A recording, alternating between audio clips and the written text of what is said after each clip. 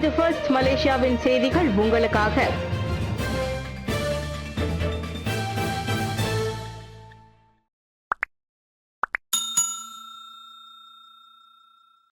எல்லா விஷயத்தையும் அரசியலாக்கும் தரப்புக்கு இடம் கொடுக்காதீர். பிரதமர் நினைவுறுத்து. கையில் கிடைத்தவற்றை எல்லாம் அரசியலாக்க காத்திருப்போருக்கு மலேசியர்கள் இடமோ வாய்ப்போ வழங்கக்கூடாது என பிரதமர் வலியுறுத்தியுள்ளார். எழும் ஒவ்வொரு விவகாரமும் நல்ல முறையில் தீர்க்கப்பட்டு முடித்து வைக்கப்பட வேண்டும். அதே சமயம் சமூக ஊடகங்களில் வைரலாக்கப்படும் விஷயங்கள் யாருடைய சுயநலத்திற்காகவும் அரசியல் லாபத்திற்காகவும் பயன்படுத்தப்படக்கூடாது என டத்தஸ்ரீ அன்வார் இப்ராஹிம் கேட்டுக்கொண்டார். சில நேரங்களில் சாதாரணமாக நல்ல முறையில் பேசி தீர்க்கக்கூடிய விஷயங்களை கூட சமூக ஊடகங்களில் வைரலாக்கி ஊதி பெரிதாக்கி விடுகின்றனர். மஸ்ஜித் இந்தியா தேவி ஸ்ரீ பத்ரகாளியம்மன் ஆலயத்தின் இடமாற்றம், டிபிகேஎல் அமலாக்க அதிகாரிகளால் பலூன் வியாபாரி தாக்கப்பட்டது போன்ற சம்பவங்களை பிரதமர் உதாரணமாக காட்டினார். அவை சுமூகமாக தீர்க்கப்பட வேண்டிய விஷயங்கள். ஆனால் என்னமோ போரே வந்துவிடும் போன்றதொரு மாயை உருவாக்கப்பட்டு அவை ஊதி பெரிதாக்கப்பட்டு விட்டன. எனவேதான் சுயநல புல்லுருவிகளுக்கு இடம் கொடுக்காதீர் என வலியுறுத்துவதாக இன்று காலை நடைபெற்ற பிரதமர் துறையின் மாதாந்திர ஒன்று கூடலில் உரையாற்றிய போது டத்தஸ்ரீ அன்வார் சொன்னார். சீனார் சஹாயா மித்ரா சமூக உதவி திட்டத்திற்கு ஏப்ரல் 15 முதல் விண்ணப்பிக்கலாம். 2025 ஆண்டுக்கான சீனார் சஹாயா மித்ரா உதவி திட்டத்திற்கு வரும் ஏப்ரல் 15 முதல் விண்ணப்பிக்கலாம். சுகாதார மற்றும் பொருளாதார தாக்கங்களால் பாதிக்கப்பட்ட இந்திய சமூகத்தை சேர்ந்த B40, M40 தரப்பினர், குறிப்பாக B40 குடும்பங்களின் நல்வாழ்வை உயர்த்துவதே இதன் நோக்கமாகும். மலேசிய இந்தியர் உருமாற்ற பிரிவான மித்ரா மற்றும் YKN எனப்படும் தேசிய சமூக வாரியத்தின் ஒத்துழைப்போடு இவ்வுதவி வழங்கப்படுகிறது. 200 பேருக்கு பேரிடர் நிதி, 1200 பேருக்கு தற்காலிக வீடுகள் அல்லது தங்குவதற்கு அறைகள், 1526 பேருக்கு உணவுகள், உடைகள் போன்ற அன்றாட அத்தியாவசிய பொருட்கள், 1000 பேருக்கு மருத்துவ சிகிச்சைகள் உதவி உள்ளிட்டவை அந்த உதவி திட்டத்தில் வழங்கப்படுகின்றன.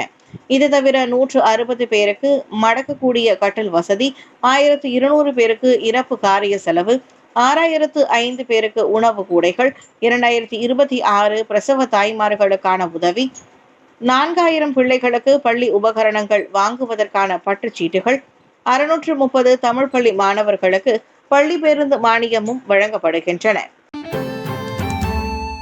தகராறின் போது இளம்பெண் கத்தியால் குத்தியதால் ஆடவர் மரணம். மாரான் ஃபெல்டா ஜெங்காடுவாவில் வெறித்தனமாக ஆடவர் ஒருவர் ஒரு பெண்ணையும் 13 வயது இளைஞரையும் தாக்கிய சம்பவத்திற்கு பின்னர் அந்த ஆடவர் மரணமடைந்தார். தகராறின் போது ஒரு பெண் கத்தியால் தாக்கியதில் 57 வயது ஆடவர் மரணமடைந்தார். அந்த ஆடவர் வெறித்தனமாக அண்டை வீட்டு பெண் ஒருவரையும் இதர 4 13 வயதினரையும் தாக்க முயன்ற போது அவர்களுக்கிடையே தகராறு மூண்டதாக மாரான் போலீஸ் தலைவர் வாங் கிம் வாய் தெரிவித்தார். சம்பவம் நிகழ்ந்த இடத்திற்கு வந்த செங்கா மருத்துவமனையில் மருத்துவ உதவியாளர்கள் அந்த ஆடவர் இறந்ததை உறுதிப்படுத்தினர். நேற்று காலை 10:15 மணி அளவில் ஒரு பெண்ணுக்கும் உள்நாட்டு சேர்ந்த 2 ஆடவர்களுக்கும் சண்டை ஏற்பட்டதாக சுங்கை ஜெரிக் போலீஸ் நிலையத்திற்கு தகவல் கிடைத்தது. அண்டை வீட்டுக்காரரான சந்தேக பேர் வழி வெறித்தனமாக தாக்கியதோடு இருவரை கத்தியால் குத்தி காயம் ஏற்படுத்தியதாக விசாரணையின் மூலம் தெரிய வந்தது. சம்பவம் நிகழ்ந்த இடத்திற்கு போலீஸ் வந்தபோது சந்தேக பேர் வழி சுயநினைவின்றி இருந்ததோடு அவரது கைகளும் கால்களும் கிராம மக்களினால் கட்டப்பட்டிருந்ததாக வாங் தெரிவித்தார். ஒழுங்குமுறை மீறல்களுக்காக 109 வீடமைப்பு மேம்பாட்டாளர்கள் கருப்பு பட்டியலில் சேர்ப்பு. KPKT அமைச்சர் தகவல். ஒழுங்குமுறை தகவல்களை பின்பற்ற தவறியதற்காக 109 சொத்துடைமை மேம்பாட்டாளர்களை வீடமைப்பு ஊராட்சித்துறை அமைச்சர் KPKT கருப்பு பட்டியலிடப்பட்டுள்ளது. இது வீடு வாங்குபவர்களின் உரிமைகள் மற்றும் முதலீடுகளை பாதுகாப்பதற்கான அமைச்சின் கடப்பாட்டை மறு உறுதிப்படுத்துகிறது. கடந்த ஆண்டு மட்டும் 471 நோட்டீஸ்கள் வெளியிடப்பட்டு மொத்தமாக 9.03 மில்லியன் ரிங்கிட் அபராதம் விதிக்கப்பட்டதாக அமைச்சர் ஞாங்வார் மிங் தெரிவித்தார். அதே சமயம் இவ்வாண்டின் முதலிரு மாதங்களில் மட்டும் 1.25 மில்லியன் ரிங்கிட் அபராதத்தை உட்படுத்திய 56 நோட்டீஸ்கள் வெளியிடப்பட்டன. பெரும்பாலான விதி மீறல்கள் கட்டாய வளர்ச்சி நிலை புதுப்பிப்புகள், தணிக்கை அறிக்கைகள், இருப்பு நிலை குறிப்புகள் மற்றும் லாப நட்ட கணக்கறிக்கைகளை அதிகாரிகளுக்கு சமர்ப்பிக்க தவறியது போன்றவற்றை உட்படுத்தியதாக ngor-meng கூறினார். பொறுப்புணர்வை உறுதி செய்யும் வகையில் கருப்பு பட்டியலில் சேர்க்கப்பட்ட நிறுவனங்களின் இயக்குநர்கள் புதிய நிறுவனங்களின் கீழ் மீண்டும் தங்களை நிலைநிறுத்திக் கொள்வதும் தடை செய்யப்பட்டுள்ளது. இந்த மேம்பாட்டாளர்கள் நிலுவையில் உள்ள அபராதங்களை முழுமையாக செலுத்தாத வரை புதிய உரிமங்களுக்கு விண்ணப்பிக்க அனுமதிக்கப்பட மாட்டார்கள். கொடூரம், சபாவில் தலையில்லா போர்னியோ பிக்மி யானையின் 2வது சடலம் கண்டெடுப்பு. சபா தாவாவில் அரிய வகை போர்னியோ பிக்மி யானையின் தலையில்லா உடல் கண்டெடுக்கப்பட்டுள்ளது. அண்மைய காலத்தில் நடந்துள்ள இத்தகைய 2வது சம்பவம் இதுவாகும். இது கண்டிப்பாக தந்த வேட்டையாளர்களின் வேலையாகத்தான் இருக்கும் என சபா வனவிலங்கு பாதுகாப்புத்துறை கூறியது. இதையடுத்து உடனடி விசாரணைகள் தொடங்கி இருப்பதாக அத்துறையின் இயக்குநர் சொஃபியான் அபுபக்கர் கூறினார். பாதுகாக்கப்பட்ட வனவிலங்குகளை வேட்டையாடும் எந்த ஒரு கொடூர செயலுக்கும் சபாவில் இடமில்லை.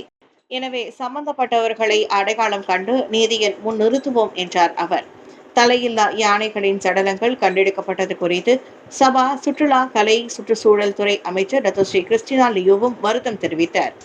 அதற்கு காரணமானவர்கள் மீது கடும் நடவடிக்கை எடுக்கப்படுவதை தமது தரப்பு உறுதி செய்யும் என்றார் அவர். சபா காடுகளில் தற்போது 1500 முதல் 2000 போர்னியோ பிக்மி யானைகள் மட்டுமே எஞ்சி இருப்பதாக புள்ளி விவரங்கள் காட்டுகின்றன.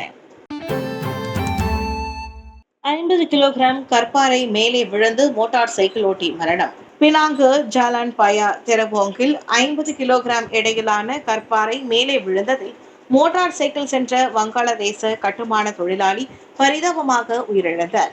மலைச்சரிவிலிருந்து அப்பாறை உருண்டு வந்திருக்கலாம் என நம்பப்படுகிறது.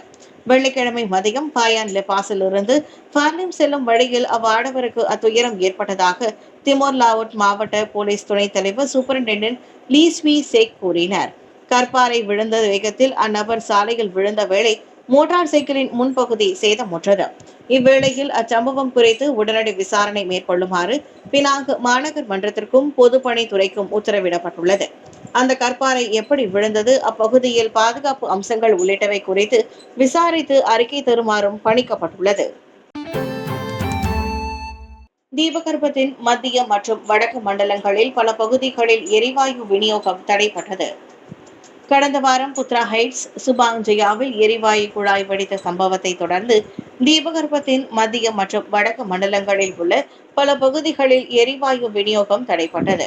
மத்திய மண்டலத்தில் உள்ள ஷாலாம், கிளாங், செட்டாங், பூச்சோங், பத்துதிகா மற்றும் காப்பர் உள்ளிட்ட சில பயணீட்டாளர்கள் ஏப்ரல் 20ஆம் தேதி வரை அந்தந்த விநியோகிப்பாளரிடம் இருந்து கட்டுப்பாட்டு அறிவிப்புகளை பெற தொடங்கியதாக எரிசக்தி ஆணையம் ஒரு அறிக்கையில் தெரிவித்துள்ளது.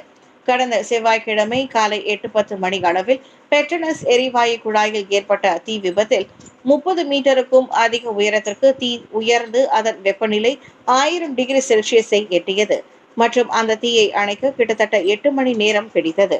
நேற்றைய நிலவரப்படி தற்காலிக வெளியேற்றும் மையத்தில் மொத்தம் 509 குடும்பங்கள் பதிவு செய்துள்ளன. நோன்பு பெருநாளின் 2வது நாளில் ஏற்பட்ட அந்த சம்பவத்தின் போது குடியிருப்பு வாசிகளில் சிலர் வெளியூரில் இருந்ததால் அந்த எண்ணிக்கை அதிகரிக்கும் என்று எதிர்பார்க்கப்படுகிறது. பெண்ணை குத்திய குற்றச்சாட்டை ராணுவ அதிகாரி மறுத்தார். கடந்த மாதம் ஒரு பெண்ணை குத்தியதாக குற்றச்சாட்டை எதிர்கொண்ட ராணுவ வீரர் ஒருவர் இன்று மாஜிஸ்ட்ரேட் நீதிமன்றத்தில் ஆஜர்படுத்தப்பட்டார். தனக்கு எதிரான குற்றச்சாட்டை 35 வயதுடைய அப்துல் ஹபீஸ் அபுபக்கர் மறுத்தார். அவர் மீது சிரம்பான் மாஜிஸ்ட்ரேட் சையத் ஃபரீத் சையத் அலி முன்னிலையில் குற்றம் சாட்டப்பட்டது. மார்ச் 29ஆம் தேதி அன்று இரவு மணி 10:20 அளவில் செனாவாங்கின் தாமான் சத்ரியாவில் 28 வயதுடைய பெண்ணின் தலையில் வேண்டுமென்றே குத்தியதாக அப்துல் ஹபீஸ் மீது குற்றம் சாட்டப்பட்டது. குற்றவாளி என நிரூபிக்கப்பட்டால் 1 ஆண்டு சிறை அல்லது கூடியபட்சம் 2000 ரிங்கிட் அபராதம் விதிக்கப்படும். தண்டனை சட்டத்தின் 323வது பிரிவின் கீழ் அவர் மீது குற்றம் சாட்டப்பட்டது. முகமது ஹபீஸுக்கு ஒரு நபர் உத்தரவாதத்தின் கீழ் 2000 ரிங்கிட் ஜாமீன் அனுமதிக்கப்பட்டது. கடந்த மாதம் தைவானுக்கு அருகே செனாவாங்கில் வாகன ஓட்டுநரான ஒரு பெண் ஆடவரால் குத்தப்படுவதை காட்டும் 22 வினாடி வீடியோ வைரலாகியதோடு அது ஊடகங்களில் செய்தியாக வெளியானது.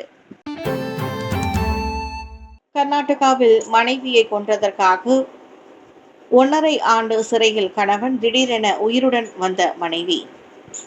2020ஆம் ஆண்டு தனது கணவரால் கொலை செய்யப்பட்டதாக கூறப்படும் ஒரு பெண் தற்போது உயிருடன் நீதிமன்றத்தில் ஆஜரான சம்பவம் கர்நாடகாவில் பெரும் பரபரப்பை ஏற்படுத்தியுள்ளது. தனது மனைவி மல்லிகாவை கொலை செய்த கொலை வழக்கில் அவரது கணவரான சுரேஷ் கடந்த 1.5 ஆண்டு காலமாக சிறை தண்டனை அனுபவித்து வந்த வேளையில் மல்லிகா நீதிமன்றத்தில் உயிருடன் ஆஜர்படுத்தப்பட்டுள்ளார். கர்நாடகத்தில் குடகு மாவட்டத்தில் குஷால் நகரில் இருந்து மல்லிகா காணாமல் போனதாக கூறப்பட்டதை தொடர்ந்து 2020ஆம் ஆண்டு டிசம்பரில் அவருடைய கணவரான 38 வயதுடைய சுரேஷை போலீசார் கைது செய்தனர். பின்னர் பெத்ததராபுரா என்னும் ஒரு பெண்ணின் எலும்பு கூட்டை போலீசார் கண்டுபிடித்து அந்த எலும்புக்கூடு காணாமல் போன மல்லிகா உடையது என்றும் அவரை சுரேஷ் தான் கொலை செய்ததாக கூறி நீதிமன்றத்தில் குற்றப்பத்திரிகை தாக்கல் செய்து சிறையில் அடைத்தனர். இந்நிலையில் கடந்த ஏப்ரல் 1ஆம் தேதி மல்லிகா வேறொரு ஆணுடன் மெடிகேரியில் இருப்பதை சுரேஷின் நண்பர் ஒருவர் கண்டதை தொடர்ந்து இந்த விவகாரம் நீதிமன்றத்தின் கவனத்திற்கு கொண்டு வரப்பட்டதோடு மல்லிகா நீதிமன்றத்தில் ஆஜர்படுத்தப்பட்டார். விசாரித்த போது அவர் ஓடிப்போய் வேறொருவரை மணந்ததை ஒப்புக்கொண்டதாகவும் சுரேஷிற்கு என்ன நடந்தது என்பது தனக்கு தெரியாது என்றும் கூறியுள்ளார். ஜப்பானில் கடலில் விழுந்த மருத்துவ ஹெலிகாப்டர் 3 பேரை காணவில்லை. அவசர மருத்துவ சேவைக்கான ஹெலிகாப்டர் ஒன்று நேற்று ஜப்பானின் தென்மேற்கே கடலில் விழுந்து நொறுங்கியதில் இன்னமும் 3 காணவில்லை. 6 ஏற்றியிருந்த அந்த ஹெலிகாப்டர் சம்பவத்தின் போது நாகசாக்கி மாகாணத்தில் இருந்து ஃபுகுவோகா சென்று கொண்டிருந்தது. அந்த 6 விமானி, பொறியியலாளர், மருத்துவர், தாதி, 80 வயது பெண் நோயாளி, உடன் சென்ற 60 வயது ஆடவரும் அடங்குவர். இந்நிலையில் உள்ளூர் நேரப்படி பிற்பகல் 2:30 மணிக்கு ஹெலிகாப்டர் காணாமல் போனதாக அறிவிக்கப்பட்டது. சமிக்ஞையை வைத்து கண்டுபிடித்ததில் மாலை 5 மணி வாக்கில் அது கடலில் கவிழ்ந்த நிலையில் மிதந்து கொண்டிருந்தது. 3 பாதுகாப்பாக மீட்கப்பட்டனர். அவர்களில் 2 சுயநினைவோடு இருந்தனர். எஞ்சிய 3 தேடி மீட்கும் பணிகள் தொடருவதாக ஜப்பானிய போக்குவரத்து அமைச்சு கூறியது.